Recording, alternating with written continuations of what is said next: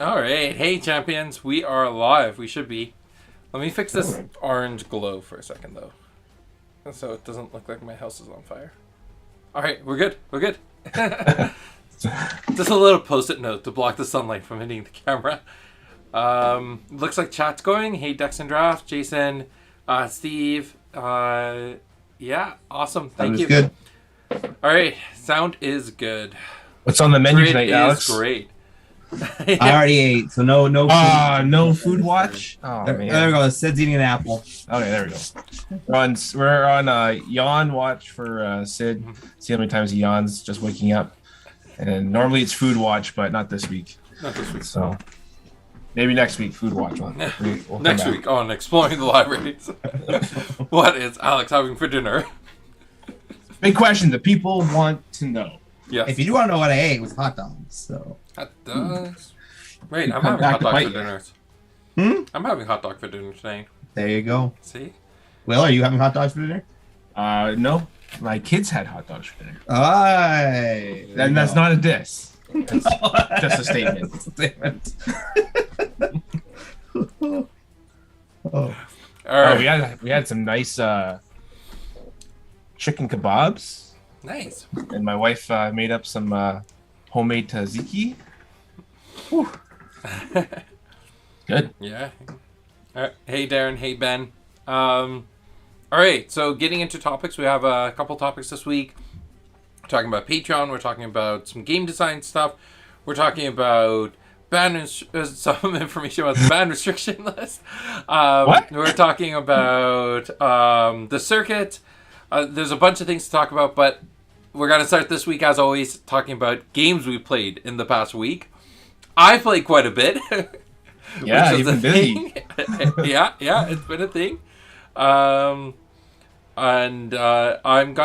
We'll kick it off to Alex because he always starts the week, so I like consistency. Luckily, I won't be too long. Not because I didn't play, but because I only played Future League this week because Sid took me away for most of my other days where I normally play regular games.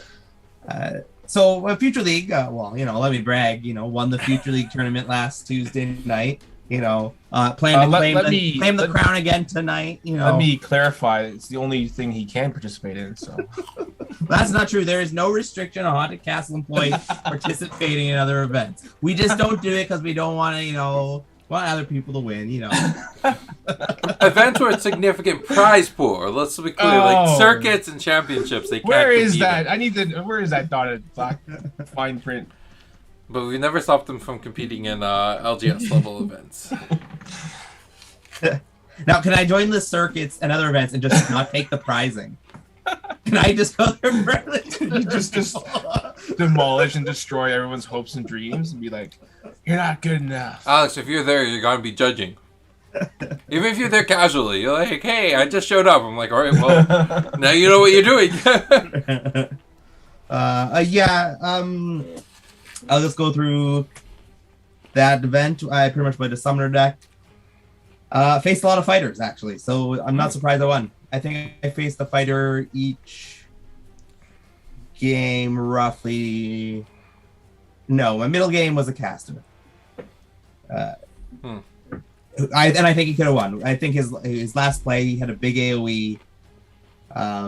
He could have taken out one of my summons.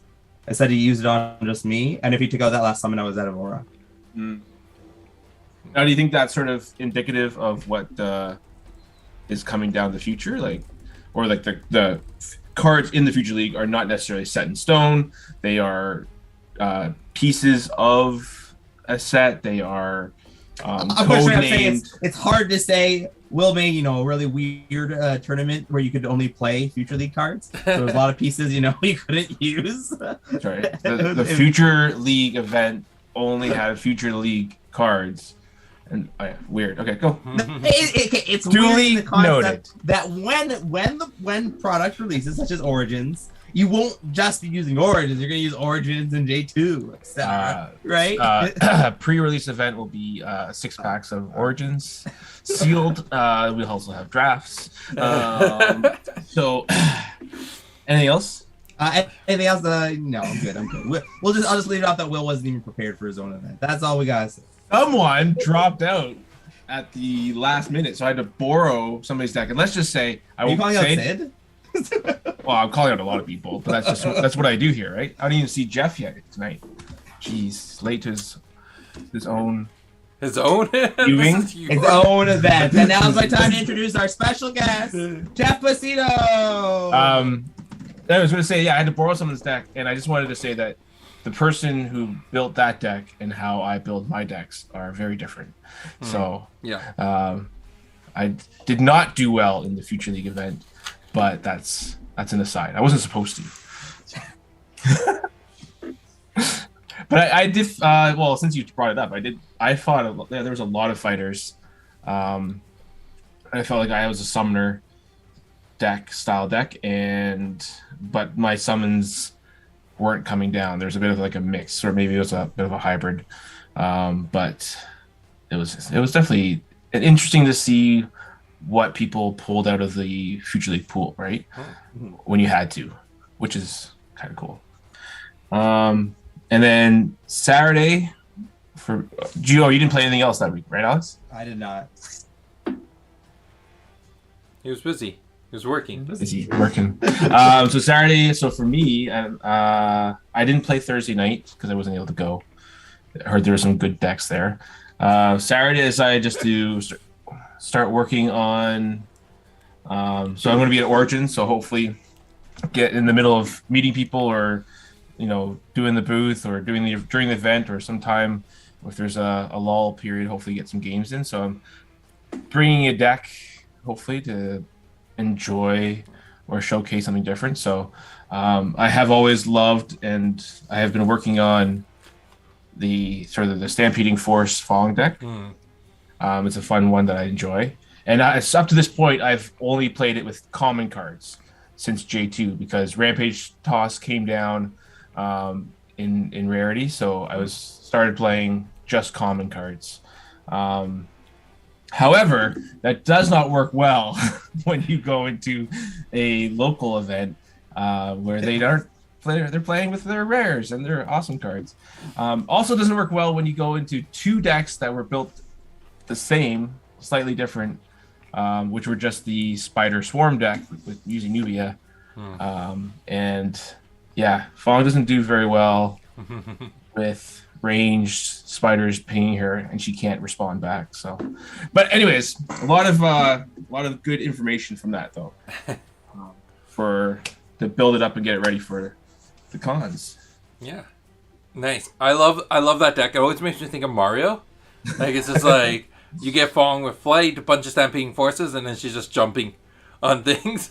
Yeah, literally sometimes playing jump. That's what I was playing. Like jump, leaps, rampage tosses, sidesteps, and stampeding forces and flight. So I will say that even though it was clear I wasn't going to win when there's like 6 spiders and tarantulas on the board, but there was a point in one of the games where I was able to step, like move my move phase, kill one spider, jump, hit another spider, leap, hit another spider, and then kill one from the side.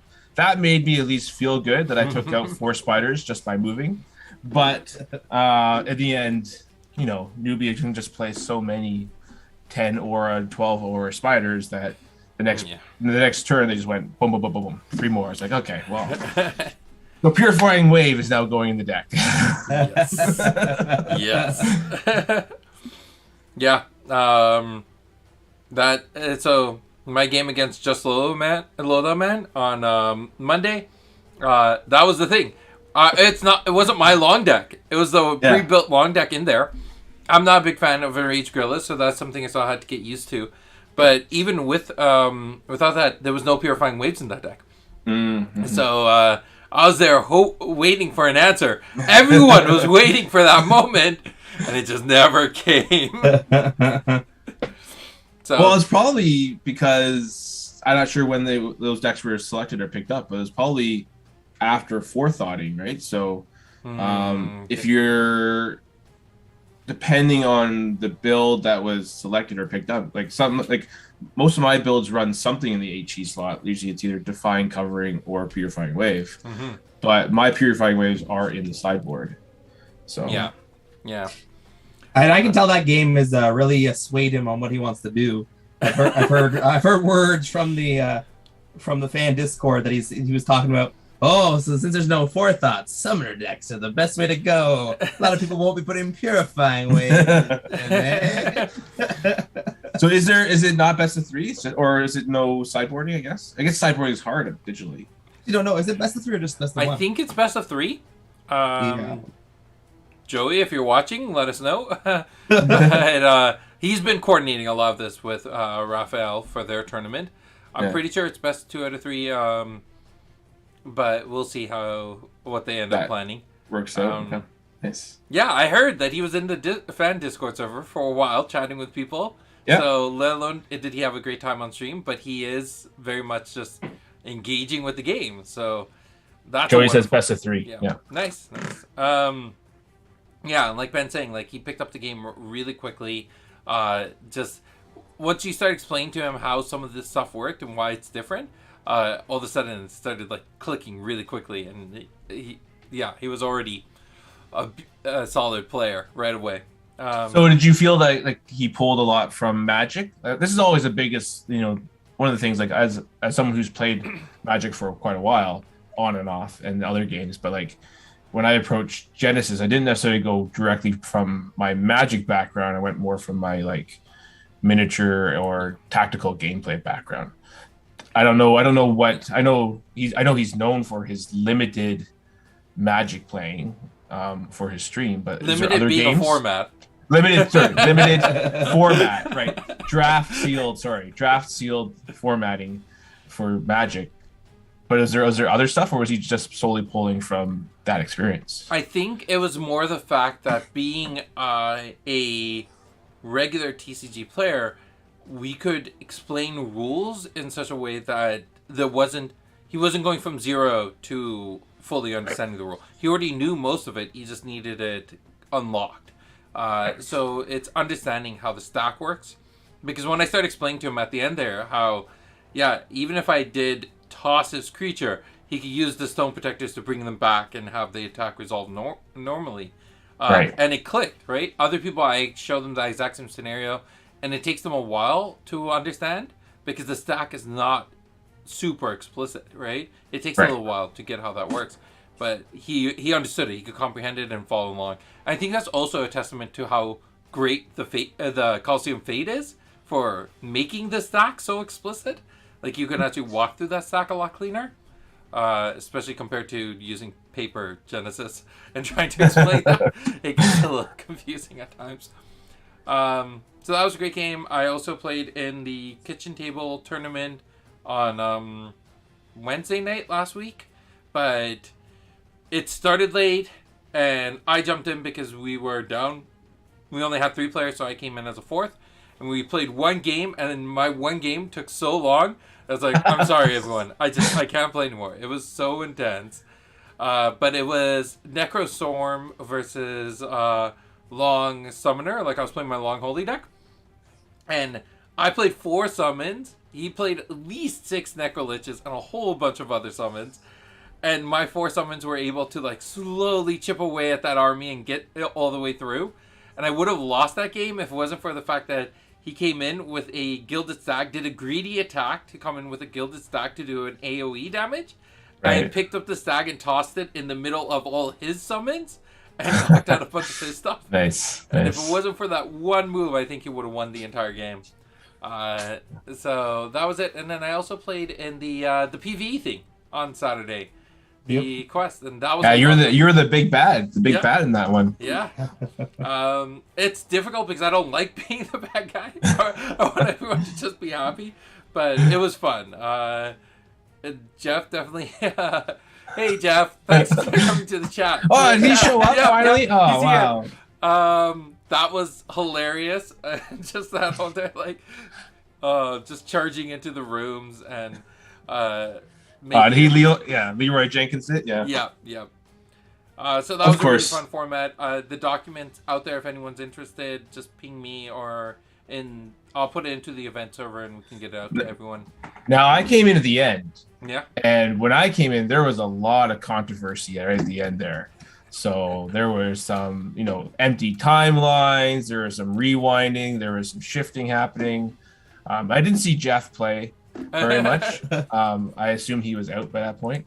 But Jeff decided to splinter away from the rest of the group, run into a room that had a Zamber, an angel, a giant scorpion, boy.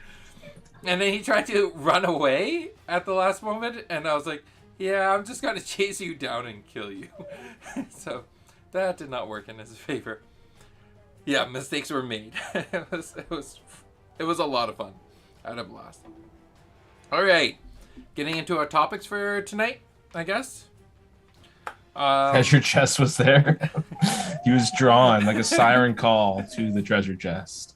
All right, so we got a few topics. I'm gonna start with this one. I'm actually really interested to kind of dig into it. So this one, Will brought this up to us. It was does Patreon water down the current collectability? Are there Patreon promos part of the original number historical / vault promos? Someone getting a rare promo in Patreon and another person pays money to obtain the same promo. How is that perceived? So from my perspective, and I like this topic because I think we're all coming from it from a very different space. For me, Patreon, it was all about being as using it as a micro investor channel. So it's like you got a lot of people who want to see your project succeed. They back you on the Patreon side, and as a reward, every single month, they get special promos. They get some nice stuff. But then it kind of turned into this pay to get promos. It's hard to explain that there's a dissociation. It's you're giving payment, and as a reward, you're getting the promos. Like as a gift from me to you, you're getting the promos.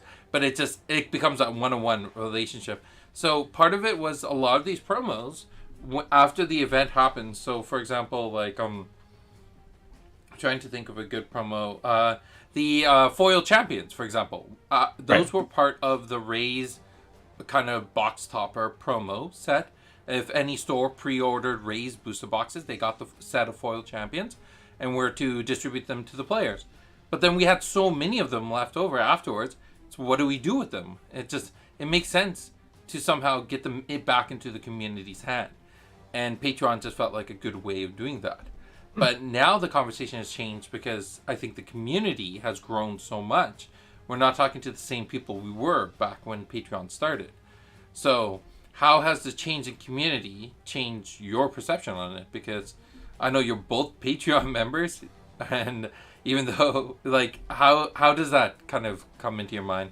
Will, this is your question. Where do you stand? Yeah, so this stemmed from like a conversation, having with a bunch of different people, just sort of like, I kind of perceive it as sort of like, so some of us have been in the game for a long time, and we're there at the beginning with the Patreon promos, and we understood that this was, we were giving some money, we were getting some gifts back. Then there seemed to be a sort of a shift, as you sort of mentioned, that it was the more money you put in, the more promos you can get. And then I'm not saying that was the intention, but that was the perception. And then the Kickstarter happened, and everyone was like, well, where's the collectability? Where's all this stuff? And we were talking about how, well, there are these promos that are at a lower print run, or there's less of them out there, or you had to be there to get them. To which I think some people they were like, well, I was there, I have this promo that is now sort of has earned or gained me some value. Whether or not that value is there, or whether that is a actual like a numerical value, or it's a sort of an emotional value, it's just there was value sort of inherited by that, because that's people were saying, well, this is where there is value, right? So for me, it's like, if I have, let's say I have a Future League promo. Okay. Right? An early one, and I was there, and I got that because I was part of Future League. and then that Future League promo also ends up making its way to someone else, and that person wasn't there. So I guess in my mind, it's like, well, how do people know that I was there when I got mine versus or did I get it in a Patreon promo, right? Okay. Or it's like the anniversary ones, like, well, we bought in, you could buy some, and at that time I could only buy one. I know some people bought like 10. Yeah. Steve, if you're out there. But it's like, again, the assumption was, well, those will be gone. I'm buying in, I'm getting this now. Those won't be able to get later, right? Mm-hmm. Maybe that's just a misunderstanding of what the promo run was, right? Yeah. But Alex. Okay, so I have two different views. So I'll just go my what I do with my Patreon package is I get it, open up, scan it, and then put it into my desk, and then I will check it in about 2 months. I'll get back to it when I have to clean my desk. When it starts to pile up too much. I'm very bad with that. But the perspective that I think that I'm just viewing at it is more of looking at. I don't think like the new promos are necessarily an issue. It's then looking back at more of the past promos. It's sort of the thing that we was talking about. It's like when I look at the past, and there wasn't many people who had certain promos. Like it was hard to get. Let's just say it was hard to get foil champions. And then nowadays, foil champions are going out with every single Patreon thing. Roughly, I don't actually know what people are getting. Mm-hmm. Neither do I. I should say I get a really small Patreon. I don't get one of those big ones. Those big fancy for me. Yeah. Mm-hmm. But so it's like back in the day when you had a foil champion, it's sort of like was said, it was rare. It meant something. So when you played with a foil champion, that was hard to get. So I think that's maybe what Will was asking was, does that affect was it collectability? Was that the question? Well, collectability is the term that gets thrown around, but yeah, I think I'm pulling from a bunch of different conversations, right? So yeah, kind of summarizing. Mm-hmm. My thing was, does the person getting the promo now versus having the promo before, does that change, the value, whatever value that is? Let's ignore numerical values or like monetary values, so right? Just generic market value without saying a specific number is if you put more out into the world, yes, the old one, there's now more out there. Sure. Supply and demand, right? Right. But then like, let's say like, for me, like I say, I was at that event and I got that promo, right? I remember being there. I got it handed to me by Sid. There was that. I have all these memorial, emotional, to that, right? And someone then opens that exact same promo from a package that they've sort of, they are supporting the company. They're getting gifts back. That doesn't change my value of that card, right? But does it change the perception of what that promo actually meant at that time? Yeah. Right. Like a 2019 stamped Angel means something, right? It means that was the 2019 championship. It was stamped. People who were there, you could in the if we were to go back, let's say 10 years from now, if we go back to see the historical, view of what Genesis is. Mm-hmm. You could be like, oh, who has one of these promos? Well, these 8 people. Well, they were there from the beginning. Yeah. There's the other perspective. So, like, one thing we've talked a lot about, especially from the company's side of it, is our environmental impact for what this company does, right? And for something like the Championship Angel, we printed off enough of them, assuming we would get about 75 people at the event. Well, we only had 25 people, I think, at the event, so we had a bunch of them left over. And what do you do then? What do we do with it? And especially since we published those numbers on the website. We published the amount that were printed, not the amount that were distributed. Right. And then it becomes a question of, okay, where did those go? Are we holding them back to inflate their price on the secondary market, right? Right. Alex, watch out. There's some bacteriophage one. So there's questions about that. Then there's also a sentiment of, how Patreon and this entire industry kind of shifted, because when we started running Patreon, we were the only TCG that were running it. Now there are a bunch of TCGs that are running Patreon and using it in different ways. Very different ways, yes. So it becomes a question of how are we using our Patreon? And this is part of the reason why I've changed how it's being used a lot of times, because there needs to be that balance. There needs to be an understanding of people who are there assuming that because I'm getting the big bundle of Patreon, I'm walking away with a lot of these really rare special items. That shouldn't be the intention of why you're backing the Patreon. That should be a lucky reward for backing the Patreon, not the outcome. But a lot of those early print promos, a lot of them have already gone out in distribution. Like they're not there to get. But to your point, like the 3-year anniversary promos, we had a lot of those spare, and now we have barely any in our collection. Right. So from my side, it's like that's kind of nice seeing that they're out there, that people have them and are appreciating them. Right, and that's I think the key there is that the understanding that the numbers that are presented or have been presented, documented on the website, that is how many there are. It's not that's how many have gone out. Yeah, that's fair. Yeah. So it's not like, oh, if I see 50, that means 50 have gone out, but sitting just below Assad's camera there's another 200 in a white box, right? No, that means there was actually 50 printed. Yeah. So if you get one of those now, then you won something, right? You're part of that group now. It doesn't change the emotional or the sentimental value that I have for being there, or purchasing an anniversary, or giving Steve-O a Future League promo. Oh, it was never printed again. Finding another one, buying it off someone who needed money, and getting it back in my possession.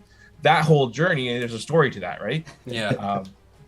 And that's or when Steve-O cracks open or starts showing off his pages of Patreon promos, because the guy's got like so many of them, not under his name. He just uses his family's names. But again, that's what is his choice, and he can do that, and he's supporting the company, and he has those. It doesn't change his value of that. I think the important thing to recognize, and I appreciate you bringing this up, and that's getting the chance to talk about it, is the fact that the world, the way TCGs are being handled now, with multiple different avenues of collectability, is the conversation has changed. It's changed a lot compared to the way it was 10, 15, 20 years ago. And the key is that we are talking about it. We are, even internally at Haunted Castle or with the community, we are discussing, are we doing things the right way? And we may not. We may be doing things incorrectly, but we need to be having those conversations to figure out what is the right path and making adjustments as we go, right? Oh man, he's coming in justifying. I've seen the binder. So I think like over time we are going to be seeing changes to Patreon, and one of them being done just recently is the fact that the Patreon promo itself, the thing that is supposed to be the special thing, everyone gets a flat 3 copies of them, and that I hope will change some of the perception around what Patreon promos are. Steven had a question here. Yeah. Is there a mandatory obligation to make sure that they are all distributed or available to the public? Yeah, and what does that also change in the conversation with what about my mementos as the creator of the game and the founder of the company? Because when product was getting low, for Patreon members, I started dipping into my personal collection to help subsidize those booster packs that were supposed to go out there. And I got in trouble for that. Not trouble, but like I had people calling me out about that. I'm like, I'm just trying to, keep things going, and then I'm getting slack for it. Like, so yeah, is there an obligation? Actually, what do you feel like as a collector, as a player? Do you think Haunted Castle Gaming is obligated to give out the printed number? So I was, I guess, in my naivete, I thought that they were all out, right? So like like when those promos went out, they were like I don't ever see the boxes of promos that you have, right? So if I saw, let's say I'm on the web page and I see, okay, there's 120 that went out. Okay, well that means there was 120 Patrons that time, so they all went out into the Patreon. Obviously, there is understanding now more so that there is reason to have extra in case there's damages or there's things going on in the mail. You want to be able to replace things. So I mean, and also now it is more of a what will be in my Patreon promo, right? Yeah. And there is that sort of, we don't have to get into it right now, but there's that idea like, well, if someone has a $10 or $20 Patreon promo, but they pull, a $200 card, again, who's putting the value of that $200 on it? That's a different thing. But like, it's just a very unique situation, right? And you mentioned it as well. Other companies, I can't be part of the Patreon because there's only a limited number that they accept. Yeah. And now you have this elitist group that's sort of like, well, we're Patreon members because we got there first or whatever. Or some that are like, you're in Canada, so you're not in the US. So outside of the US means that you're actually worldwide shipping. So therefore you're now $300 for a pack of cards. It's like, well, I really don't like your game that much for $300 for a pack of cards. Like, I don't even know what the value, like, what am I getting in that pack, right? So there it is very different, and things have changed very rapidly.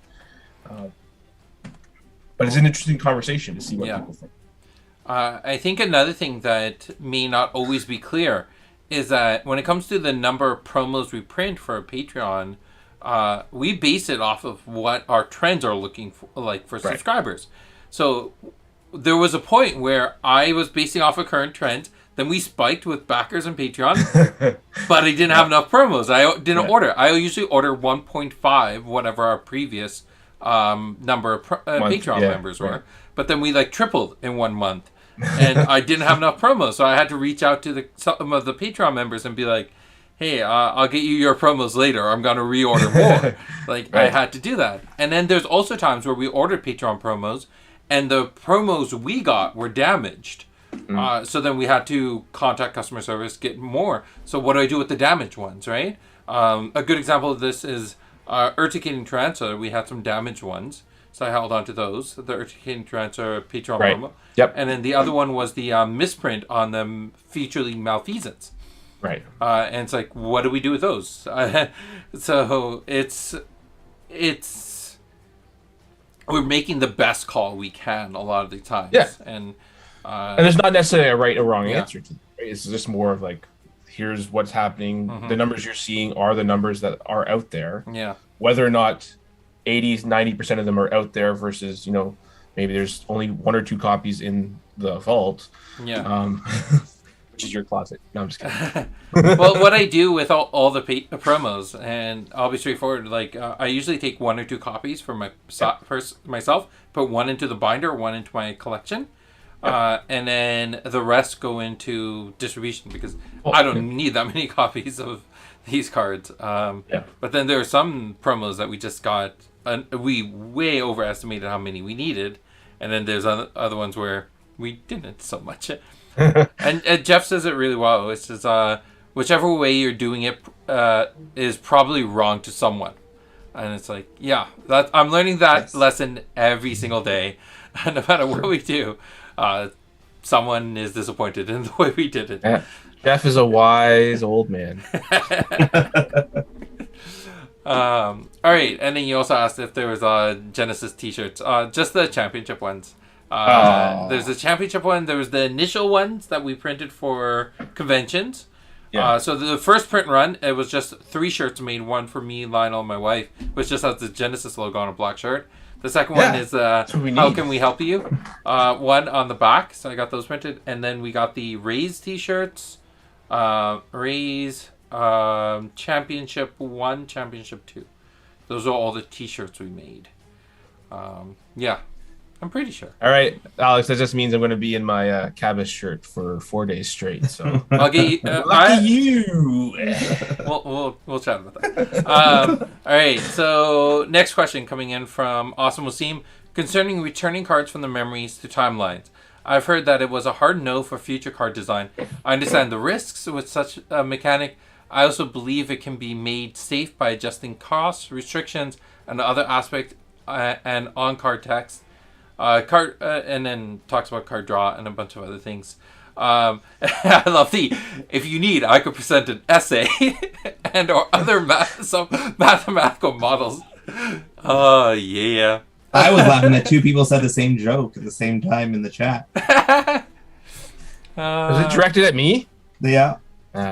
They call themselves friends, but are they really friends? Well, if they're that close, I guess they have to be. You can spell me. All right. So I know Alex and I briefly started chatting about this when we saw the question show up, but then we're like, no, let's leave this for exploring the libraries. Yeah. Will, what's your perspective? Cards. What's your perspective? Bring cards back from them. As a Reanimator player of old, I love discarding my cards from hand, knowing that I'm going to bring it back and win the day. However, I have learned that through with the energy system in place, it is way too easy to put things that you want in the memories. So I'm unsure of what it looks like. I would like to see the mathematical modeling. I'd also like to call out if he still has the Hydroblast one, because I think there's suspect on that mathematical modeling. I assume he was part of that, but that was a fun conversation. A lot of my sentiments are very similar, but Alex, what's your sentiment? I want your sentiments first, because I think I have a bit of an opposite sentiment to some of it. You're sentimental, Alex? So my perspective is actually, it has less to do with the individual mechanics of the game. It has less to do with like the given scenarios. It's more about the overarching concept of what Genesis is. And Genesis is a game about making mistakes and learning from those mistakes and suffering for suffering from the costs you make. Every time you make a decision, you move forward, you pay energy, there is a bit of a buyer's remorse. There is a gnawing thought in the back of your head saying, was that the right cost to make? When you play a bolt shot and you burn out 3 angels in response or 4 angels in response, you're like, was that bolt shot worth it, right?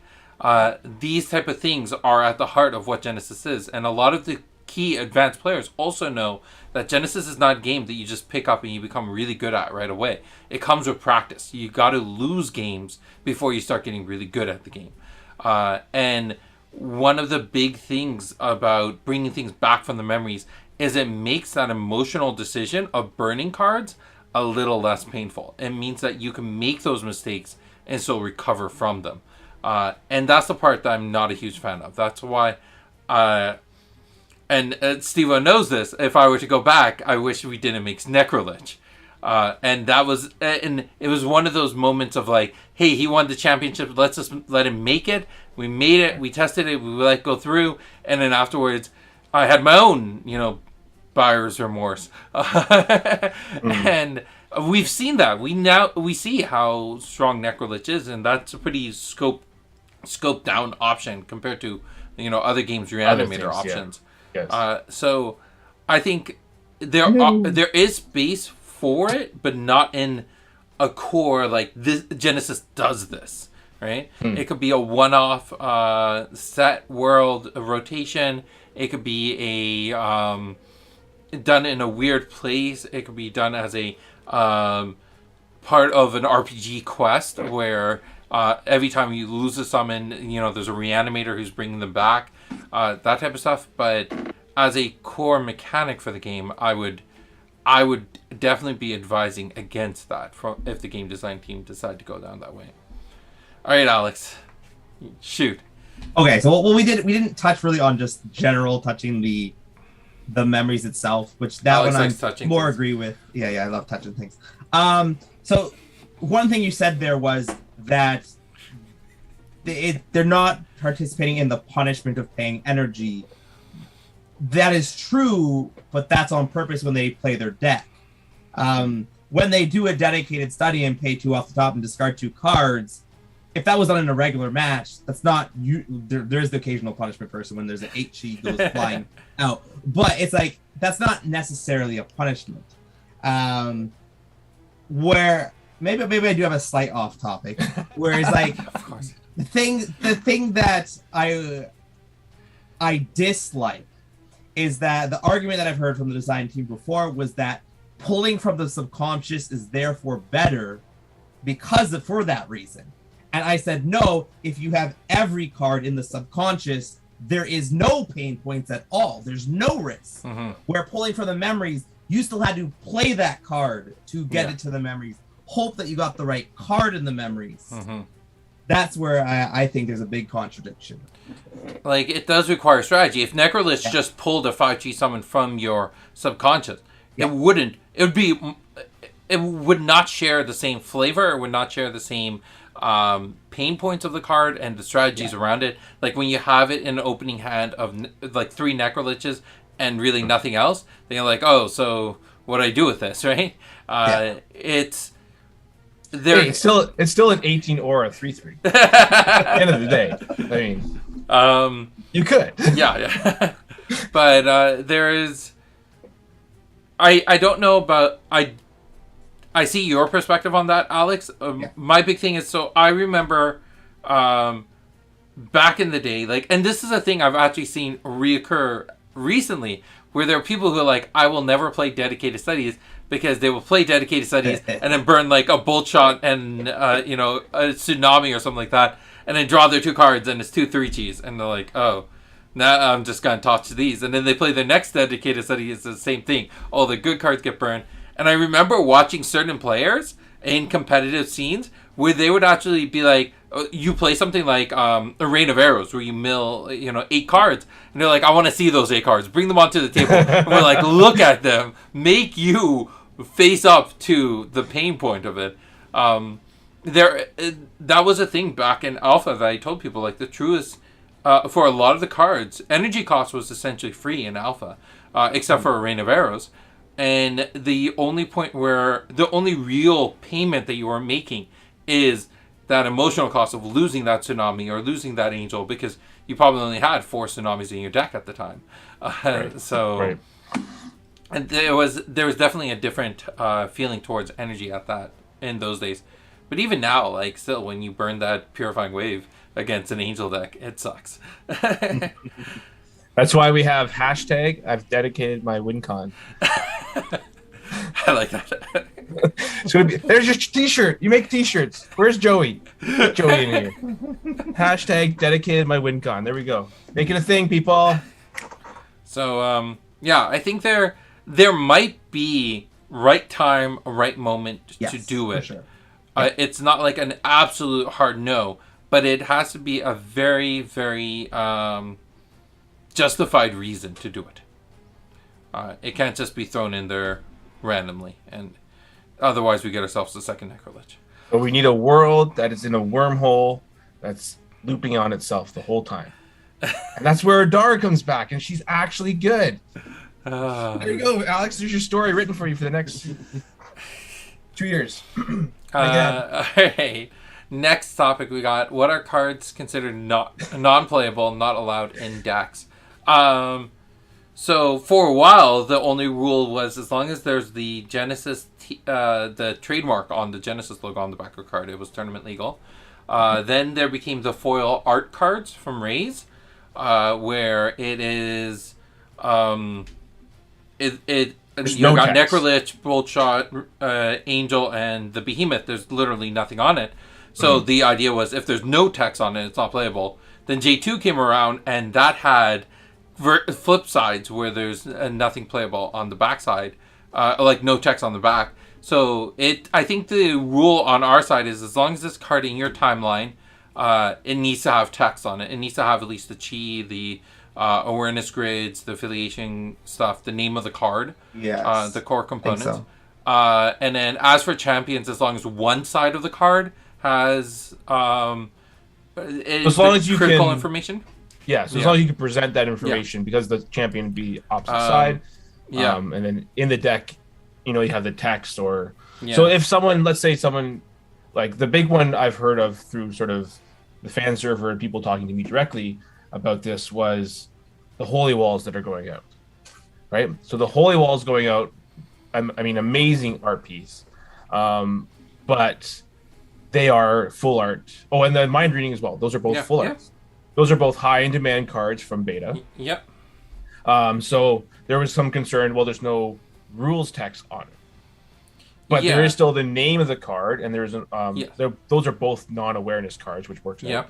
But everything else is still there. So those would be playable as long as you could represent what the rules text of that is. And if you're able to pull, you can pull it up off the website. It is those are tournament legal because those are in the same format as the epics from Welcome to Jalara. Right. And I wouldn't want to do a blanket thing saying those are unplayable either, right? I think all those cards, and they have the same backing as all other cards. Right? So they are tournament legal. The big ones basically are the art foil cards. Those ones are not. The thing, I've just a simple premise here is we never called those Genesis cards. They were art cards. Yeah. Everything else, anything that's a Genesis card has been legal. Yeah. The biggest issue with them is that they have the proper Genesis back. If they didn't, then it would be a different story. But like Sky, for example, it is tournament legal. I saw that question show up somewhere in the Exploring the Library chat. Sky is. So it's... at the end of the day, we want people to play the cards, right? Like, that's been our messaging through and through. So we don't want to make too many cards out there that people just can't play with. Now, before you jam all your Skies in and start shuffling with them and scratching them all, Xanber Dragon does the same thing. Yeah. But the sky is beautiful. The sky is beautiful. Thank you. That took me a long time. Long. So there's a little while, I wanted to mention this, there was a little while where people were making a bunch of memes. I've seen a few come up recently. They've been awesome. I don't know, no one's actually told me that they've noticed this, which is in Rays, all the artwork that have long on them has a pun referencing long. Like in the flavor text. And it was one of those things. And then I remember the editor at the time was like, don't use this flavor text, I hate it. But it has the pun. I have to keep up with the theme. There's a bunch of little Easter eggs like that in the flavor I'm going to have to admit to not reading all of the flavor text. Yeah. But the thing is, I had to write all the flavor text. And Welcome to JLR and Beta, Welcome to JLR Rays, I wrote all the flavor text. So I had to have fun with it. There was a there was for a few of the Rays ones. Don't go. Yeah. And one of the ones from Beta, Smoke Bomb, was written by Carl. All right, so switch the topic about the circuits. Yes, Jeff. Go read all the cards right now, Jeff. It will help you in the long run. True fact. Over the weekend, Sid was sad that he switched one of the flavor texts in J2 out. He's like, nobody's noticed it yet. Yeah. So Jeff, go find it. Yeah. All right. So questions about the circuits. Will all Origins tournament registrations be done through Discord, private web, or should I keep checking the event schedule? Sign up on the 21st assumption through Origins website. I think when it comes to all the circuits themselves are 1 day long events. They all the LGSs are doing their registration, everything through Geo. For Gen Con, I think it's a little bit different because Gen Con actually requires people to register for their events on the Gen Con through the Gen Con portal. I don't think it's the same case for the Origins events though. So we'll be doing all that through the Geo for reservation. And then all the other events, the LGSs are creating their events. The one that is already open for pre-registration from the LGS side is the Pacific Northwest, the Lost Star. they put theirs in Geo already. Still waiting on some of the other stores. So, and already saw someone register to that one. So yay! 2 people have registered for Gen Con. Yeah, Yep. nice. So, though, and then on top of that, at Origins, there are going to be other things going on. Assuming there can be tables, there's going to be demos at the booth. I'm sure there's going to be a bunch of games going on. Yeah. I just know for Gen Con, we have some that are like formally in their calendar. Yes. There's 3 open houses done at Gen Con. So every single day of Gen Con, there is going to be a Genesis event. Wow. So, yeah, it'll be busy times for you two. All right. Road trip stream. And then what is the other announcement Joey wanted us to bring up is that there's going to be a Discord giveaway in the fan server. So anyone who's watching this, if you're not part of the fan server, go jump over there. And then there's going to be, the prizes are 1 of 6 full art foil Demion signed champions. So the 6 winners. The rules: go to our circuit announcement post on YouTube, Facebook, or Instagram and comment with hashtag Genesis50K. With the circuit qualifier event you would love to plan to attend to be entered. You can enter once on each platform. So I'll put all those rules and everything in the chat as well. But that's kind of cool. And the reason for this is the fan server hit 500 members over the weekend or on Monday, something like that. And that's really awesome. I think Jeff is just posting. He's not even listening anymore. He's just posting all of the flavor text.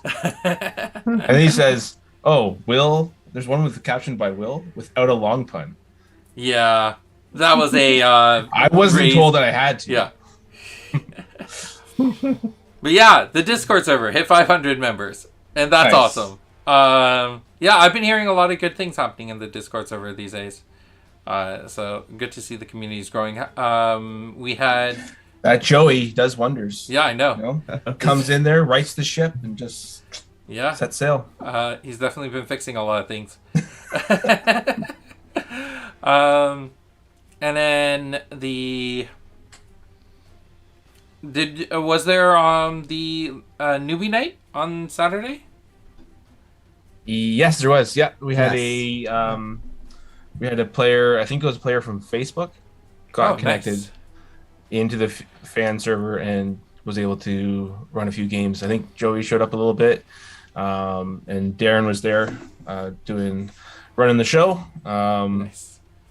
And I think it's been I think it's been a one new person sort of deal so far. I don't think we've had like a huge showing, but that's sort of how it always was for a while. Yeah. There's a couple of big nights that every once in a while that we had back before, but even just one person, one-on-one with a judge is great. So Yeah. And I think there's also another person who recently did a box opening on YouTube. And yes, I watched that. I pointed them also to the fan server to go do newbie night. So hopefully we'll have more people kind of just coming in slowly over time. So that's awesome. All right, other topics we got. Raphael Tournament coming up. So Card Tavern, Raphael Levy, who's been, who supported us during the Kickstarter and has been keeping in touch and loving the game. He and a community of Pro Tour Magic the Gathering players are coming together to play Genesis and compete in this small little 8-person tournament. Nice. So that's really cool. I made the announcement on the Kickstarter page, but there's some really crazy players who are going to be part of that. Yeah. Let me... Is it on the website as well, or is it just... It is on Geo. The Kickstarter. It's on Geo. Yeah, if you go to the Kickstarter updates, there should be a link for it. But I know we've got Nerd Girl, Pleasant Kenobi, Raphael, Just Lola Man, and I'm trying to remember the other 4 off the top of my mind. I'm sure Joey has a good list of them. but this is gonna be a really cool event. I think it's also really nice seeing like people come and actually play a lot more, because that's one of the biggest issues with Genesis was when we started showing all these content creators the game, they couldn't figure out how to actually show gameplay because of and tabletop is an interesting one. Yes, to try to get live, and then tabletop itself is just a wonderful piece of software, and I've been using it for like 2 or 3 years now. I still hate that thing.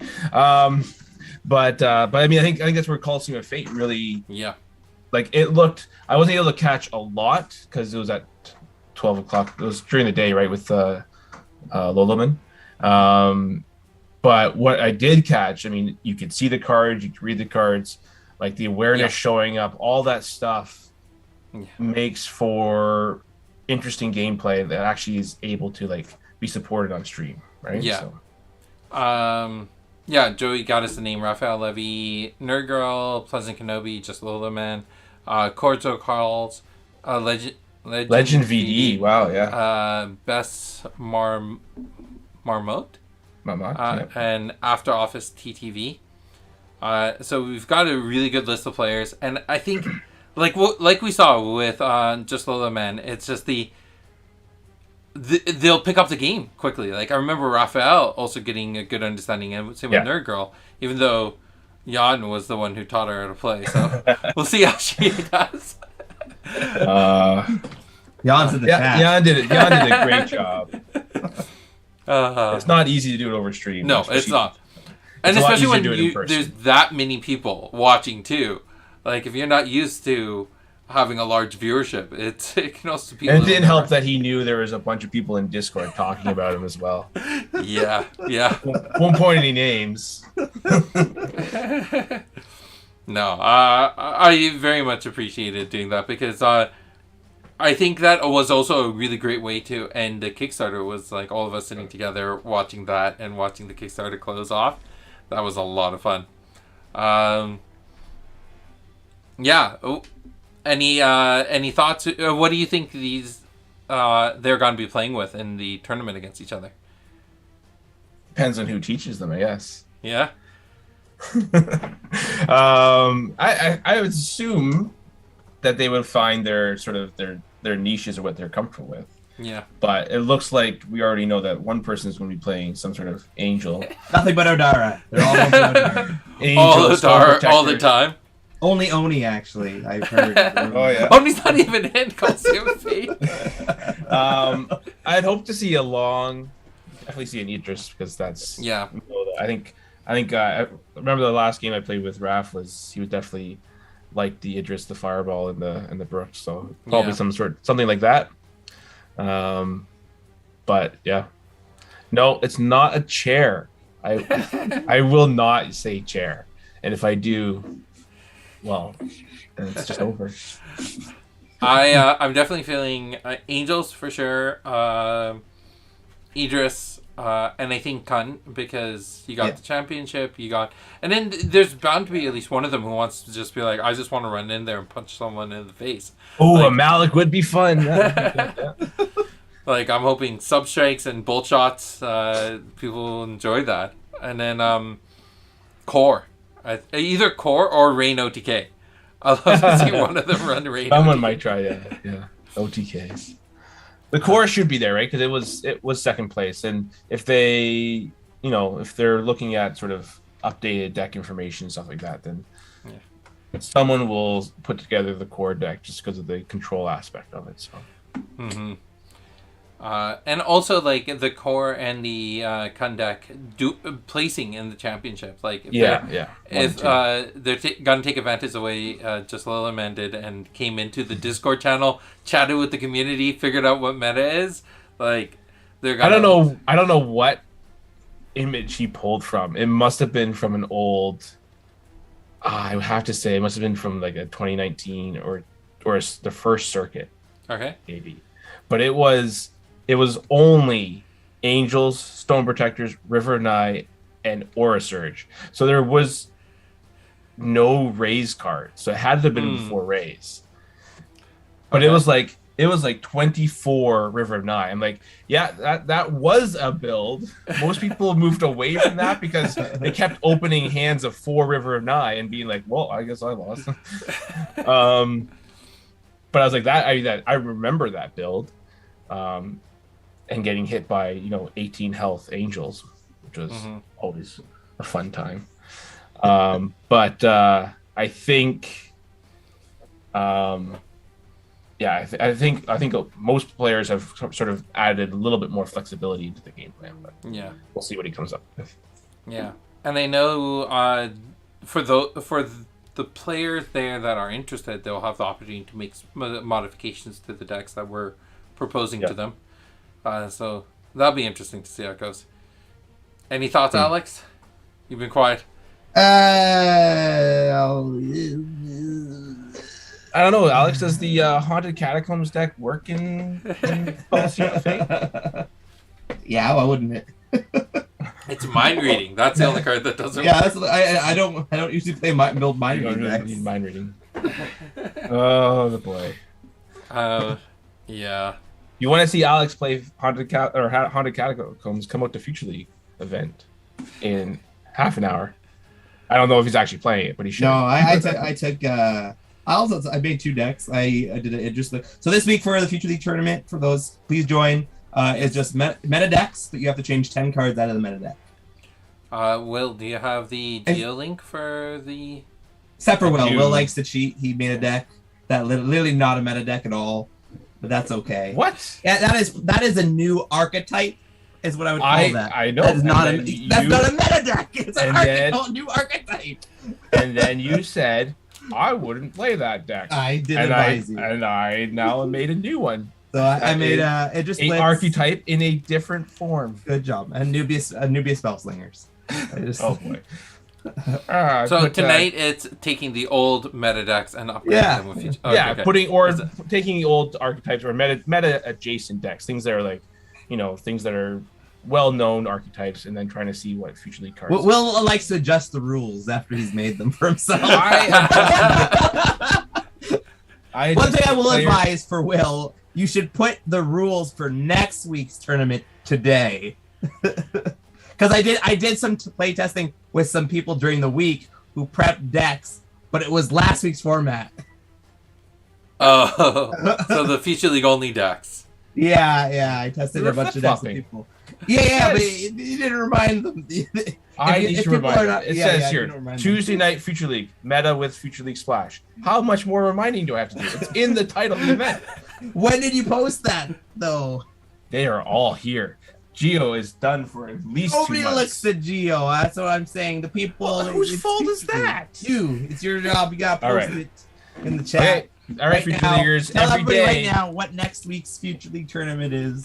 I will at everyone in Future League every day now. Good. And I'll say, hey, everyone, Alex made me do this. See that? Next- Darren is not going to join us because he forgot there was a tournament because he didn't know. But that's Darren. Wow. So Darren should join. Just come. Darren, you take a meta deck and change 10 cards out of it with Future League cards. I'll just run the meta deck as is. There you go. That's technically true. I'm sure it'll pass. It's not that hard to change 10 cards though. Like for Idris, it was just 5 and 5, 2 3 cheese and 2 4 cheese. 5 3 cheese, 5 4 cheese. We're missing the real point here is that Yoda State is in the chat saying good morning.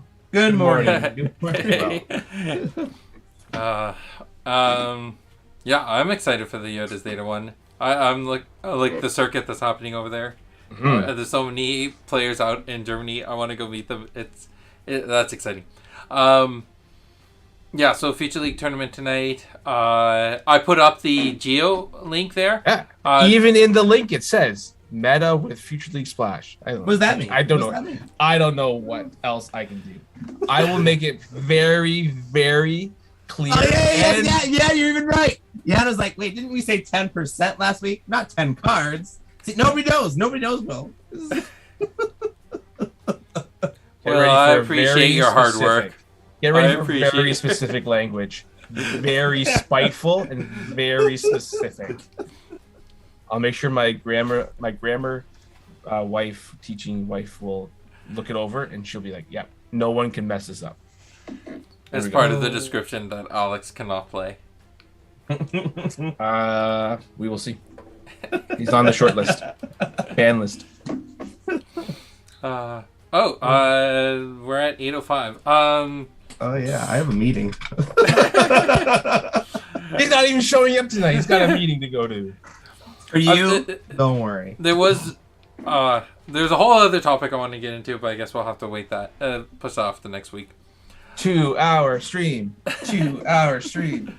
No, I think you need a bit of a break before hosting the Future League tournament. Well, I have to go change all the language and all the descriptions now for everybody. And I'm gonna make a post and copy it to my keyboard. And I'll just I should push get a the button. link for the Future League server and put that into the chat. Yes, that's where it gets posted. I'll work on my post. At everyone is how it'll start. Alex made me do this. And then rules. Yeah, good. All right. A whole If you're bunch not of part rules of there. Future League, the Discord link is now in the chat. Nice. All right. Come join us. That's it for tonight. I hope everyone have a good night. And Alex, Will, thank you for joining me and making people laugh. And I that's think a it. lot of it was at my expense tonight. Yeah. I'm just gonna say. A little bit at Jan. A little bit at Jan. Oh, that's expected. All right. Have a good All night, right. everyone. Bye, everybody. All right, I'm gonna go west.